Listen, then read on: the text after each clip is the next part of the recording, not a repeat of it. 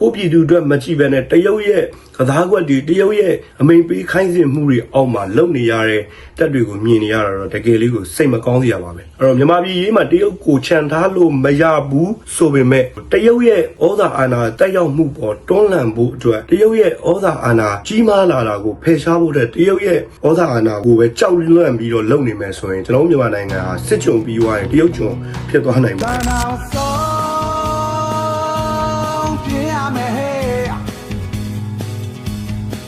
ဒီနေရာတရားညတ်တလုံးလက်ချင်းနဲ့မတွေ့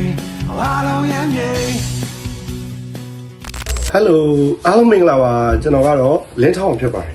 ကျွန်တော်တို့မျက်စိတွေကနေပြီးတော့တော်တယ်ပြီးအားလုံးကိုဖိတ်ခေါ်ပါတယ်အဲ့တော့ထုံးစံတိုင်းပဲလူမှုကွန်ရက်မှာသတင်းတွေရုပ်သံတွေကိုကျွန်တော်အနေနဲ့တင်ပြဖို့ပဲဖြစ်ပါတယ်ဒါကြောင့်ကျွန်တော်ဒီနေ့ဘာကြောင်းရအောင်ပြောမလဲဗီဒီယိုဆုံးဒီ like ပါကြည့်ရှုပေးကြပါဦးအဲ့ဒါဆိုကျွန်တော်တို့စလိုက်ကြရအောင်ကဲကဲဒီအပိုင်းထဲမှာတော်လိုင်းသတင်းတွေလည်းဇက်တိုက်တက်တယ်ပေါ့နော်ပြီးတော့ဒီစစ်တပ်ဘက်ကနေအကြမ်းဖက်လုပ်ရက်တွေစစ်လော်ဘီရဲ့ဝါဒဖြန့်ချီမှုတွေဂျားတွေကပြည်သူတွေပို့ပြီးတော့လူပိုစိတ်ဝင်လာတာတော့နိုင်ငံတကာသတင်းတွေအကြောင်းပေါ့နော်ကျွန်တော်ကတော့ဒီတနင်္ဂနွေနေ့တိုင်းမှာနိုင်ငံတကာသတင်းတွေနဲ့ပတ်သက်ပြီးပြောဖို့တော့ပြည်စင်ထားတာပေါ့နော်ဒါပေမဲ့နိုင်ငံတကာသတင်းတွေဂျာအီရန်အစ္စရေးစစ်ပွဲတွေကလည်းဘလူးပြန်နေတဲ့အချိန်မှာကျွန်တော်တို့နိုင်ငံမှာမထင်မှတ်ထားတဲ့ကိစ္စတစ်ခုလို့ပဲပြောမထင်မှတ်ထားဆိုတော့ပြည်သူအများစုကလည်းဒီကိစ္စရောဖြစ်လာနိုင်ကြအကြောင်းမဖြစ်ရှိပါဘူးဆိုပြီးတော့ထင်မှတ်ထားတဲ့ကိစ္စတစ်ခုဖြစ်တဲ့ TNL နဲ့ MNDAA အကြောင်းပါပဲဒီကြောင့်လည်းခင်းနဲ့မီလိုက်လာတဲ့လူတော်မှာပြောရပါလိမ့်မယ်စနေနေ့မနက်ပေါ့စနေမနက်ကျွန်တော်အဲ့ရနိုးတော့ဒီအဲ့ရနိုးဖုန်းဖွင့်လိုက်ရော TNL နဲ့ MNDAA ချနေပြီဆိုတော့သတင်းတွေကျွန်တော်တို့တက်လာတယ်တိုက်ပွဲတွေစနေပြီကိုခိုင်မျိုးတွေကို TNL က MNDAA က drone တွေရောဝါတွေရောသုံးနေတယ်ဆိုပြီးတော့ပြောရတယ်ပေါ့နော်အဲ့တော့သတင်းတွေလိုက်ဖတ်ပေါ့နော်မေးပြချီနေတွေလိုက်စုံစမ်းပါညာနဲ့ဆိုပြီးတော့ဒီနေ့တော့ဒီအကြောင်းကိုပြောဖို့ဆိုပြီးတော့ကျွန်တော်စဉ်းစားထားပါတယ်အဲ့တော့ပြောမယ်ဆိုရင်တော့ဒါပြီးခဲ့တဲ့ရက်ပိုင်းတွေပြီးခဲ့တဲ့ရက်သတ္တပတ်တွေတဲက TNL ကနေပြီးတော့ MNDAA ထိန်းချုပ်တဲ့နေရာတွေကိုကိုင်မျိုးတွေကနေရာတွေကိုဖြစ်လို့ဆိုပြီးတော့ပြဿနာတွေတက်နေခဲ့ချတာတော့ချပါပြီအခုကတော့ဒါပေါ့နော်ဒီကိုခိုင်မျိုးတွေအထိကိုကိုခိုင်ပေါ့နော်ကိုခိုင်မျိုးတဲ့အထိကိုတိုက်ပွဲတွေကဖြစ်လာတဲ့ဆိုပြီးတော့ပေါ့နော်သတင်းတွေကကျွန်တော်တို့ပြန်ပြီးတော့တက်လာပါတယ်အစာပိုင်းမှာတော့ဒါနှစ်ဖက်ကတော့အပြန်အလှန်နေပစ်ခတ်တာတွေ drone တိုက်ခိုက်တာတွေကနေပြီးတော့အခုတော့မြေပြင်မှာနှစ်ဖက်တပ်ဖွဲ့တွေအပြန်အလှန်ပစ်ခတ်တဲ့ဆိုတဲ့ပုံစံမျိုးထီကိုဖြစ်လာခဲ့တာတွေလည်းကျွန်တော်တို့မြင်ရကြားရပါတယ်ပြောမယ်ဆိုရင်တော့လောလောဆယ် TNL နဲ့ MNDAA ဖြစ်တဲ့အကြောင်းအရာကဘောနော်မဟာမိတ်ကနေပြီးတော့ရန်သူတော်တွေဖြစ်လာတဲ့အထိရောက်ရှိလာခဲ့တာကတော့ပြောမယ်ဆိုရင်စိတ်မကောင်းစရာလို့ပဲပြောရပါမယ်နော်ရှမ်းမြောက်ဒေသမှာ132ခွန်စစ်စင်ရေးနဲ့အတူစစ်ကောင်စီကိုအလဲထိုးခဲ့တဲ့မဟာမိတ်ညီနောင်၃ဘော်ရဲ့ရှမ်းမြောက်ကသူတို့ရဲ့အောင်မြေဆိုလဲပြောရင်လည်းမမှားပါဘူးတကယ်တော့ TNL MNDAA KIA စတဲ့တပ်ဖွဲ့တွေကြားထဲမှာပုတ်တိုက်ဖြစ်နေခဲ့တာကတော့ကြာပြီလို့ပဲပြောပါမယ်အချင်းချင်းတစ်ဖွဲ့နဲ့တစ်ဖွဲ့လက်သီးထိုးကြတာပြီးတော့ကြီးဖောင်းမိတာအစရမျိုးတွေလည်းဖြစ်ခဲ့ကြတယ်ဆိုပေမဲ့အခုလိုတိုက်ပွဲဖော်ဆောင်တဲ့အဆင့်ထိတော့မရောက်ခဲ့ပါဘူးအရင်တော့မြေပြင်မှာတပ်ဖွဲ့တွေစကားများတယ်ဆိုရင်ဒါလက်သီးထိုးပွဲတွေအချင်းချင်းတယောက်ချင်းစိန်ခေါ်ပြီးချကြတာတွေနောက်ပြီးတော့အပေါ်ပိုင်းမှာပြန်ညှိနှိုင်းပြီးတော့ဖြစ်ပေါ်လာတာတွေနောက်ပြီးတော့အဓိကတော့နေမြေပိုင်းဆိုင်ရာပြဿနာတွေပတ်တိုက်မှုတွေကတော့ပြောမယ်ဆို132ကိုစပြီးတော့ကိုယ်ကင်မျိုးသိန်းတိုက်ပွဲအပြီးကလေးကသဘောထားကွဲလဲတယ်လို့ပြောရင်လည်းရတဲ့အခြေအနေတစ်ခုပါပဲအခုကတော့နှစ်ဖက်ပြစ်ခတ်ကြတဲ့အခြေအနေချီကိုပြန်ပြီးတော့သုံးသပ်လိုက်မယ်ဆိုရင် TNL ကဒီ MNDAA ရုံးတွေကိုဝင်စီးတာ MNDAA တွေတက်ဆင်ထားတဲ့ကိုယ်ခိုင်မျိုးတွေက CCTV တွေဖြုတ်ချတာကနေပြီးတော့အခုလိုမျိုးတိုက်ခိုက်မှုတွေတိုက်ပွဲတွေဖြစ်လာတဲ့ရေးပေါ်ခြေအနေကိုရောက်ရှိသွားတာလို့ကျွန်တော်တို့ပြောပါလိမ့်မယ်အဲ့တော့ MNDAA ရဲ့ပြောကြားချက်ကိုဒါအပြန်အလှန်လဲစာရီထုတ်ကြတယ်ပြောကြတယ်ဆိုတဲ့အချိန်မှာဒီ MNDAA ရဲ့ပြောကြားချက်မှာတော့ TNL က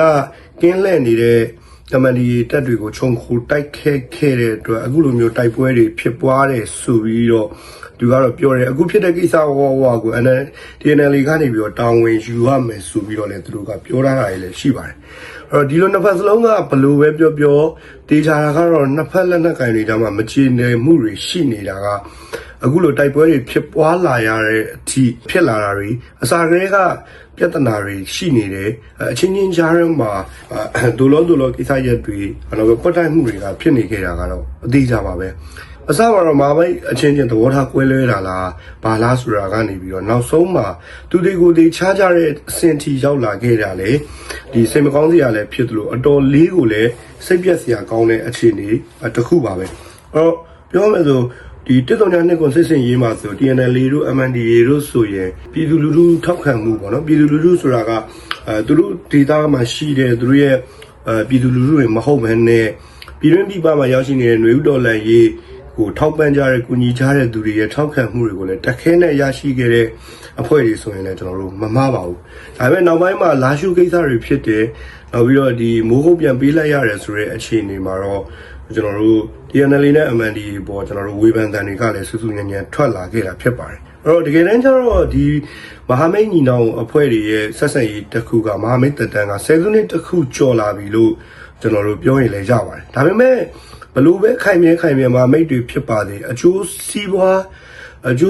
ယူဝါဒတွေပေါ့နော်နိုင်ငံရေးရည်မှန်းချက်တွေရှင်းလာရင်ကမ္ဘာ့အင်အားကြီးနိုင်ငံတွေတောင်မှကွဲကြပြေးကြတာတော့မဆန်းပါဘူးတေချာတွေကတော့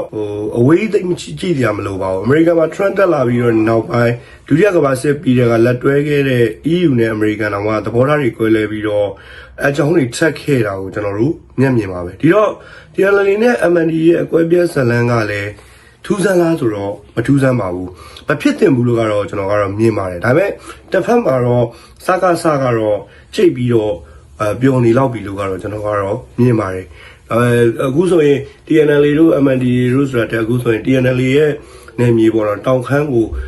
TNL နဲ့တိုက်ပွဲတွေဖြစ်ခဲ့တဲ့တောင်ခမ်းအကြောင်းဒီမတ်လ29ရက်နေ့အတွက်ဒီကောင်တွေဇကားတွေကိုလွှင့်ပြီးတော့ဝါရဖြန့်ချီတွေလုပ်နေတဲ့အချိန်မှာဒီလိုပြဿနာတွေဖြစ်လာတာကလည်းပြောလိုက်ရင်မကောင်းဘူးလို့ကျွန်တော်ကတော့မြင်ပါတယ်တစ်ဖက်မှာသူတို့ရဲ့အောင်မြင်မှုတင်းတေးလေးကိုစစ်တပ်ကအကြီးကြီးဖြစ်အောင်ရိုက်ပြပြီးတော့လူထုကြားမှာဝါရဖြန့်နေတဲ့အချိန်မှာဒီလိုပြဿနာတွေဖြစ်လာတာကလည်းတော်တော်လေးကိုမကောင်းဘူးလို့ကျွန်တော်ကတော့မြင်ပါတယ်အဲ့တော့လက်ရှိမှာတော့ຫນွေဥတော်လည်းရေးနဲ့ဒီလက်နက်ကင်တက်တီရဲ့စွမ်းဆောင်ရည်တွေကအထူးတိုးတက်လာရဲဆိုပေမဲ့ကျွန်တော်တို့ပုံရံသူကတော့အလုံးစုံကြာရှုံးသေးတာမဟုတ်ပါဘူးစစ်တပ်ကသူ့လုပ်နေတဲ့ဖြစ်တယ်လို့သူကလည်းသူ့ရဲ့အသက်ရှင်ရက်တည်နိုင်ရေးသူ့ရဲ့အာဏာတက်တန်းထပ်တိုးနိုင်ရေးတည်မြဲနိုင်ရေးအတွက်ကိုဒီအာဏာရှင်နဲ့အတူအာဏာရှင်အတိုင်းဝိုင်းတစ်ခုလုံးကဝိုင်းပြီးတော့ကြိုးစားနေကြတာကိုလည်းကျွန်တော်တို့မျက်မြင်ကိုယ်တွေ့ပဲဖြစ်ပါတယ်ဒီလိုချင်းမှာမာမိတ်ချင်းထားချတယ်ဆိုတဲ့အတွက်ပြောမယ်ဆိုရင်တော့နည်းနည်းလေးတော့ဖြစ်တာပေါ့နော်အဲ့တော့စစ်တပ်ကသူလက်လွတ်ရတဲ့ရှမ်းမြောက်ဒေသကိုသူကအချိန်မီအလုံးစုံသိမ်းပိုက်ပို့ချနေသလိုစစ်တီရလက်နက်အင်အားတွေကိုလည်းအစမတန်ဒူးလောက်အောင်ချစ်လက်နဲ့စူးစီးနေတဲ့အချိန်လည်းဖြစ်ပါတယ်အဲ့တော့မာမိန်ချင်းထားကြတယ်ဆိုတဲ့တော့ကတော့စစ်ကောင်စီကနောက်ွယ်ကနေပြီးတော့ကြိတ်ပျော်နေမှာတည်တာပဲဖြစ်သလိုသူ့အနေနဲ့ဘယ်ဘက်ကမှမတိုက်ရဘဲနဲ့ကိုရန်သူအချင်းချင်းချနေထားတာကိုလက်ပိုက်ကြည့်နေရင်းနဲ့အင်အားပြုံးတီးသွားမဲ့အချိန်နောက်ပြီးတော့မာမိန်အင်အားပြိုကွဲပြီးတော့သူအလွယ်တကူပြန်ဝင်လာနိုင်ဖို့ကိုသူစောင့်မျှော်နေပါကတော့လုံးဝကိုသိကြပါတယ်အဲ့တော့ပြည်သူတွေကတော့ကျွေးနှက်ကောင်ခက်ကြတဲ့ဂျားတွေကနေပြီးတော့မြေသားပင်ကတော့ဖြစ်လာတာတော့အမှန်ပါပဲစစ်ရှောင်မှုဒီကုတ်ခိုင်မှာသွားနေတဲ့သူတွေတော့ကတော့နောက်ထပ်ဂျိုးထပ်ဝင်တယ်လို့ပဲကျွန်တော်ကတော့မြင်ပါတယ်နောက်ပြီးထူးခြားတဲ့တစ်ခုကတော့ TNL နဲ့ MNDA တိုက်ပွဲဖြစ်နေတဲ့အချိန်မှာမြန်မာရေးကိစ္စနဲ့ပတ်သက်ပြီးတော့အမြဲတမ်းပါဝင်ပတ်သက်တဲ့တိတ်ရှိချင်းကိုယ်တိုင်ကနေပြီးတော့ကိုရောက်နေတာကလည်းအတော်လေးထူးခြားပြီးတော့တိုက်ဆိုင်တဲ့အချက်ဖြစ်နေတာကိုလည်းကျွန်တော်တို့တွေ့ရပါတယ်အဲ့တော့လူလူကြားထဲမှာတချို့နိုင်ငံရေးသုံးသပ်သူတွေကြားထဲမှာဒီကိစ္စနဲ့ပတ်သက်ပြီးတော့မယိုးရှင်းဘူး MNDA ဒီလိုလုပ်လာမယိုးရှင်းဘူးနောက်ပြီးတော့အားလုံးပြောကြတဲ့ MNDA ကတရုတ်ရဲ့မွေးသားသားလိုများဖြစ်နေပြီလားဘာလားညာလားဆိုတဲ့ပုံစံမျိုးတွေလည်းကျွန်တော်တို့တန်တရားတွေဖြစ်လာတယ်ပေါ့လေကျွန်တော်တို့အားလုံးတွေ့ပါတယ်ကျွန်တော်ဘာကြောင့်ဒီလိုပြောရလဲဆိုရင်တော့အားလုံးသိကြတဲ့အတိုင်းရှမ်းမြောက်ကတက်တွေအားလုံးကဒီ FVNCC တစ်ခုလုံးအပေါ်မှာမြန်မာစစ်တပ်ရဲ့ဩဇာထက်တရုတ်ရဲ့ဩဇာကအတော်လေးသူတို့ပေါ်တက်ရောက်ပြီးတော့ကြီးမားမားတက်ရောက်နေတာကိုကျွန်တော်တို့အားလုံးမြင်ကြရမှာပါပြီးခဲ့တဲ့ရှမ်းမြောက်တိုက်ပွဲတွေမှာကလည်းတရုတ်ကရက်ဆိုရင်ရက်ကြတယ်တရုတ်ကရှင်ဆိုရင်ရှင်ဆိုတဲ့အတိုင်းရှင်ရတယ်ဆိုတဲ့အတိုင်းအမိန်ပေးခိုင်းစီခဲ့တာမျိုးတွေအထီကိုလှုပ်ဆောင်ခဲ့တဲ့တရုတ်ရဲ့ပါဝင်ပတ်သက်မှုတွေကိုလည်းကျွန်တော်တို့မိထားလို့မရပါဘူးဒါကလည်းအားလုံးမြင်ပြီးသားကြုံပြီးသားအရာတစ်ခုလို့ကျွန်တော်ကတော့မြင်ပါတယ်အဲ့တော့ဒီလိုတရုတ်ရဲ့အမိန့်ကိုမလွန်ဆန်နိုင်တဲ့အထဲမှာMNDA ကတော့အပါဝင်ဖြစ်ပါတယ် ဒီတော့ MND ရဲ့တိုက်ခိုက်မှုကတရုတ်ရဲ့ခွင့်ပြုချက်နဲ့လား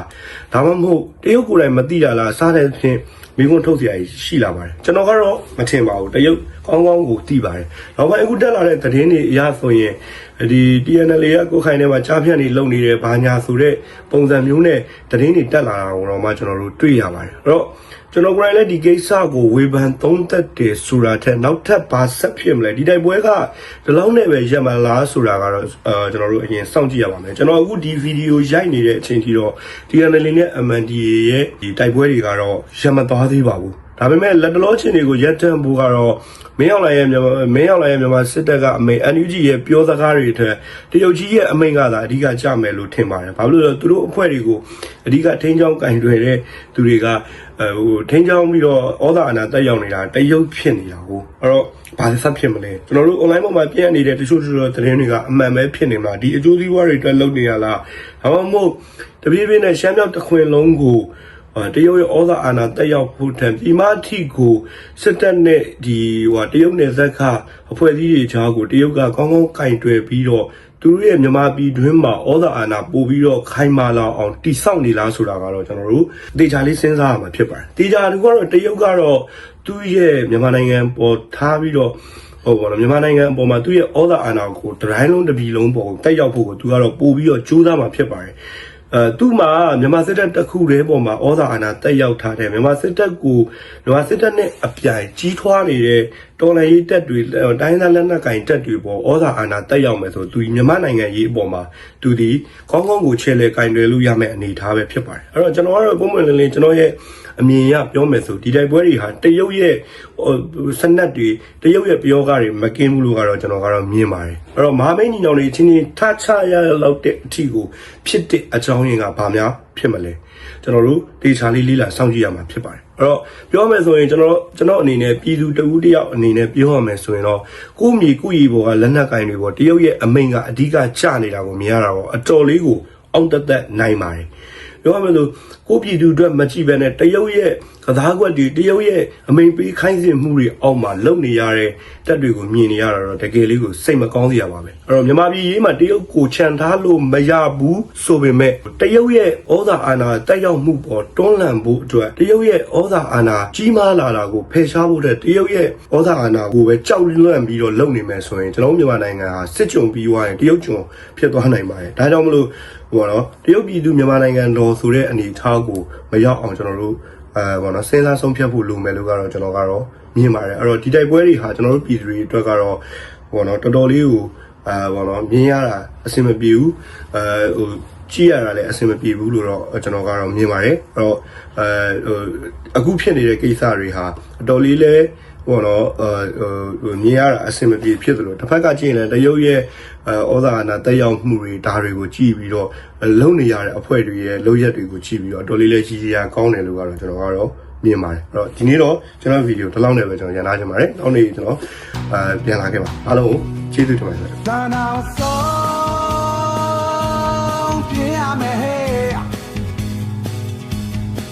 ဒီနေ့ဟာဒီအောင်ညတာလုံးလက်ချင်းနဲ့မတွေ့အားလုံးရဲ့